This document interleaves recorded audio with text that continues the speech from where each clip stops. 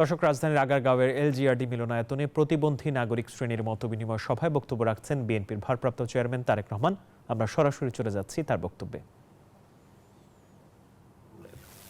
যিনি চা বাগানে এক শ্রমিকের সন্তান, চোখে আলো নেই কিন্তু মনের আলোর শক্তিতে এসএসসি এবং এইচএসসি পরীক্ষায় জিপিএ 5 অর্জন করেছেন।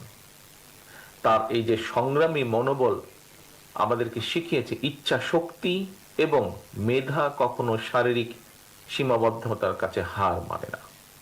এরপরে চতুর্থ যে গল্পটি, এমন একজন মানুষের যার চলার শক্তি নেই, একমাত্র ডান হাতের বৃদ্ধা আঙ্গুলটি নাড়াতে পারেন। সেই আঙ্গুল দিয়ে তিনি কম্পিউটারের কাজ করেন। কুমিল্লার একটি ছোট্ট ঘরে বসে তিনি বেলজিয়ামের একটি প্রতিষ্ঠানের জন্য পণ্যের ক্যাটালগ ডিজাইন করেন। একক প্রচেষ্টায় মানুষটি নিশ্চিত করে চলেছেন অর্থনৈতিক মুক্তি এবং সামাজিক অগ্রযাত্রা। এই যে চারজন ব্যক্তি আমাদেরকে দেখিয়েছেন যে প্রকৃত সক্ষমতা শরীর দিয়ে নয়, মনের জোর, ইচ্ছা শক্তি এবং কঠোর পরিশ্রম দিয়ে মাপা হয়।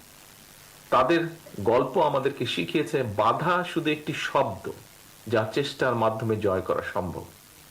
আমাদের দায়িত্ব তাদের লড়াইকে সম্মান জানানো, তাদের পাশে দাঁড়ানো। আমরা এমন একটি বাংলাদেশ গড়তে চাই বা গড়ার পরিকল্পনা করি যেখানে প্রতিটি মানুষ তার সীমাবদ্ধতাকে জয় করে নিজের স্বপ্ন পূরণের সুযোগ পাবেন। শারীরিক চ্যালেঞ্জ মোকাবেলা করেও যারা নিজ উদ্যোগে অর্থনীতিতে অবদান রাখছেন, তাদের বিজয়ের গল্প আমাদের আলোর পথ দেখায়।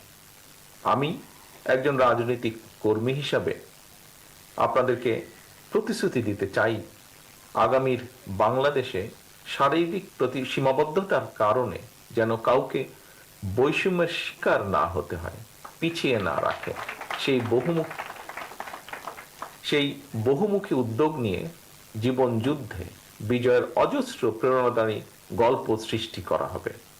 একসাথে কাজ করে আমরা একটি সমাজ গড়ে তুলতে চাই, গড়ে তোলার পরিকল্পনা করি, ইচ্ছা রাখি, প্রত্যাশা রেখে, যেখানে প্রতিটি মানুষ তার পূর্ণ সম্ভাবনায় পৌঁছতে পারবে ইনশাআল্লাহ।